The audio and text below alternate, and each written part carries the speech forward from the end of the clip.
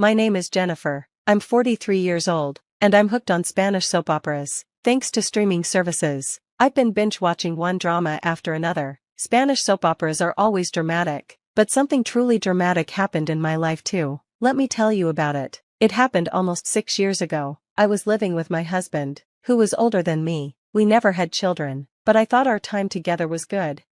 One day, I got a call from my best friend, Monica, who had been with me since childhood and even attended our wedding. "Hey, it's been a while. I wanted to let you know I got divorced." "Oh, wow, that must have been tough. Let's go out for drinks." Later, when I got home, I was about to tell my husband the news, but he surprised me by saying, "I know Monica got divorced." "What? How did you know that? I didn't tell you." At that moment, my husband gave me a strange look, like something was off. "I heard you say it," he said, and left the room. "I don't remember saying anything," I replied, confused. I told him Monica was divorced, and we planned to go for drinks. My husband then said, "I'll come too. We can all comfort Monica together." "Wait, you want to join us?" "No." I was puzzled. I thought it would be a girls' night out, but he asked me to ask Monica, so I did. I thought she'd say it was better to go without him, but instead, she replied, "Sure, let's all have a drink together."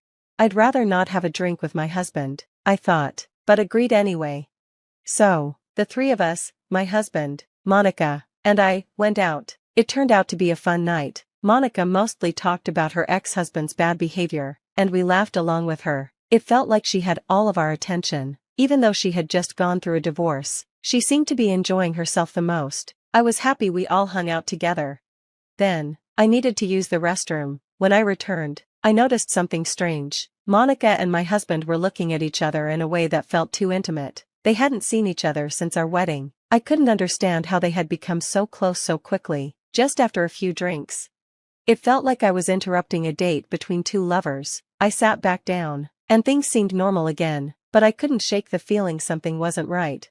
The night was almost over, so I paid the bill and we got ready to leave. Monica was very drunk, and then my husband said, "I'll take her home." I was taken aback. "You'll take her home?" I asked. "Shouldn't we both take her home? She lives alone and it's late. You can take a cab home by yourself." He replied, "If I take her in a cab, she'll get to her apartment." "No," I said, "I'm worried about her. She can't make it home by herself." I felt uneasy, but couldn't quite explain why. He agreed. "Okay, I'll go home myself." I left them there and went home alone. Part of me didn't want to leave them together, but I also wanted to investigate their relationship. Once I got home, I went straight to my husband's study. It wasn't a bedroom, just his private space. Maybe it had answers. I didn't want to search through Monica's house. It felt too rude, but when I went through the study, I found a photo album that I didn't remember seeing before. Something told me not to look, but I couldn't stop myself. Flipping through it, I saw picture after picture of my husband and Monica, smiling and clearly close. The pictures looked like they were taken while we were married. It seemed they had been secretly meeting for over 10 years. Anger took over, and my dizziness from drinking made me feel sick. I ran to the bathroom, but before I could throw up, my husband came home. "Oh, you threw up? You drank that much?" my husband asked, rubbing my back. "Don't touch me," I snapped, pushing his hand away. "Hey, it's me." "Yeah, I know who you are. I'm fine. I just hate you," I said. I wanted to get so drunk that I wouldn't feel the pain anymore. "Go wait for me in the living room. We need to talk." "What?" I asked, taking a deep breath. "Why are you acting like this? Is it because I dropped her off?" He seemed to be pretending it was a joke. "Okay, I'll change my tone," he said. "Now, first question, what does this picture show?" He looked at the album I found in his room. I only showed him the cover, but his face turned pale. "Next?" I asked. "This is a simple yes or no. Is there any wife who could look at this picture and be okay with it?" He didn't answer, so I asked, "How do I feel right now? Tell me." He stayed quiet. "Why don't you say something instead of staying silent?" I said, getting angry. "It's like you're blaming me, and it's really annoying." "Okay, I cheated. I'm really stupid. I'm sorry," he finally said. I would have felt better if he'd just apologized with some emotion, but instead, he stayed quiet for a long time, and then he said, "She's the one for me. Monica and I both married the wrong people. After everything, we finally found each other. I think we're soulmates. We have a special connection." What? Are you a poet now? I said, completely shocked by his words. I know I made a mistake marrying you. We're not right for each other. Monica and I are meant to be together. It feels like fate. Okay, now you've completely lost it. You and I aren't connected spiritually. I hope you understand that. I didn't know what he was talking about, but I realized that he and I were totally incompatible. My best friend betrayed me, my husband betrayed me, and I honestly couldn't even cry anymore. I was willing to let him go to Monica because he was such a bad husband. I don't understand what you're saying, except that you're speaking nonsense. You and I aren't compatible either. You're crazy, and I don't get it. I knew it. If that's how you feel, then you'll agree to divorce me peacefully, right? I want to be with Monica, he said. Got it. So, you're not going to pay for alimony? I asked. Then I have one night. You know this isn't good, I said, not really responding to what he said. I don't think I'm in the right spiritual tuning. I can't hear you at all, but I could just a moment ago, he replied. I spoke in a cold, empty tone. What? My husband asked, confused. I gave him a ridiculous answer to his ridiculous request for divorce. What's wrong with you, Jen? He asked. I didn't answer. I just ignored him and walked into the shower room. He followed, shouting, What kind of person are you in the middle of an important conversation? I'll never be free unless you agree to divorce me. I kept ignoring him.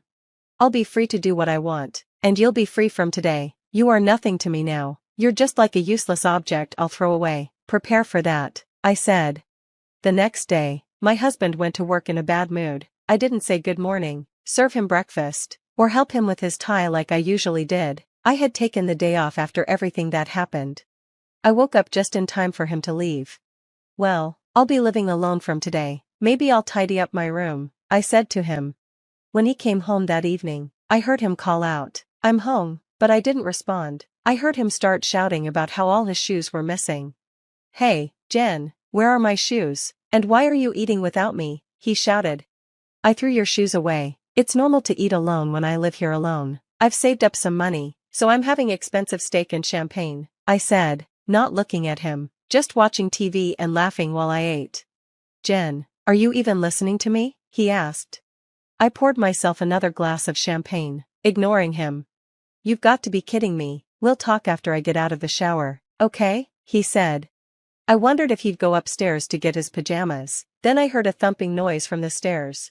Jen, why is there nothing in my room? Where are my pajamas? I live alone now, right? You're saying I don't even need clothes? I just figured that since I live alone, I don't need to do anything, I said, casually finishing my meal. I got up and walked into the bedroom without reacting to him.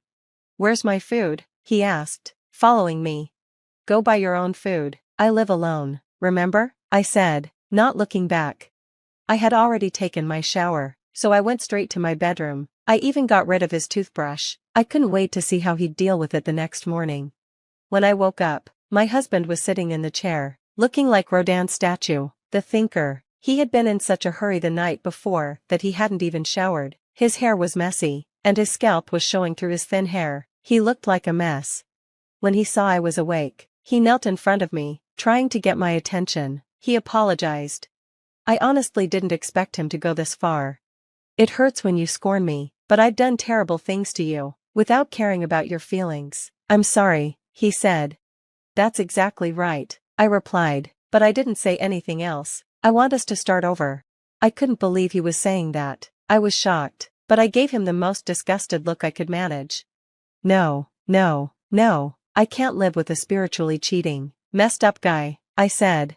You don't like it? He asked, surprised by my reaction. You should know why by thinking about what you did. Please, say something. I'll do whatever you want, he said, pleading.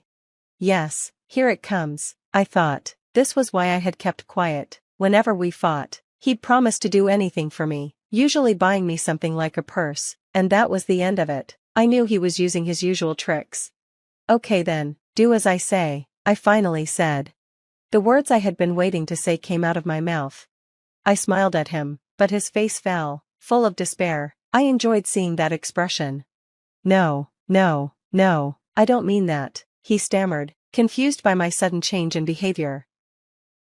I have no intention of accepting any other terms, I said, my voice steady. Do you really think you can just get away with the affair after all this time? I'm taking both of you to court. You'll both pay for what you've done. He looked into my eyes, sensing my resolve. Okay, he said quietly. Thanks, I replied with a cold smile. I'm going to seek compensation from both you and Monica, and I'll be telling her ex-husband everything. He'll probably go for alimony, and so will you. Good luck paying that. What do you mean? He asked, confused. Come on, get up and take your things, I said. Take your bag and leave. I forced my husband to grab his bag, dragging him to the door. Where are you taking me? Outside, I replied. I'm leaving this house. It's mine now. It's not nice to have strangers here. I don't like this. Can't you at least wait until after the divorce? He asked. No, I said firmly, that's not happening. Why not? What's going on with you, Jen? You suddenly started talking like this, and now you're so cold. Shut up and leave, I snapped. With all the anger and frustration I had built up over the years, I pushed him out of the house. It felt good to finally take control. Before the divorce papers were served, my husband, Monica, her ex-husband, and I had a meeting. Monica confessed that she had fallen in love with my husband at our wedding, and they started their affair right after. They kept it hidden, waiting for both of them to be divorced before being open about it. They had betrayed both families. Monica's ex-husband had been devastated when he found out about her affair. Honestly, I didn't feel bad hearing that. It just gave me more ammunition for the alimony case. After being kicked out, my husband moved in with Monica, but once they received the alimony papers from both me and her ex-husband, things took a turn.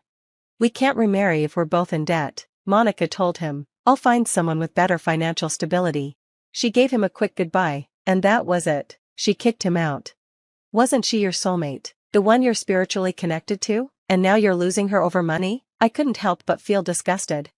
Suck it up. This is what you get for betraying your wife, I said. 6 years have passed since then. My ex-husband retired and ended up spending most of his retirement money on alimony. He's still struggling, living a miserable life. Monica, on the other hand, is buried in debt. No man will want to marry her again, not the same person she is now. She's working in a tough environment, clearly struggling to make ends meet with the alimony payments. As for me, I've received a lot of money, but I don't do anything extravagant. I just work and live a simple life. In life, you never know what will happen, so I'm focused on doing what I want and living modestly. Like they say, if you're prepared for anything, you're prepared for everything. And, of course, I still enjoy watching Spanish soap operas every day. Recently, I found a colleague who shares the same interest. We've even talked about visiting Spain together someday. I'm looking forward to that. Of course, I'm not going to waste time checking anyone's spiritual soul vibrations. I'm just going to live a peaceful, healthy life. Today, my goal is simple: to be happier.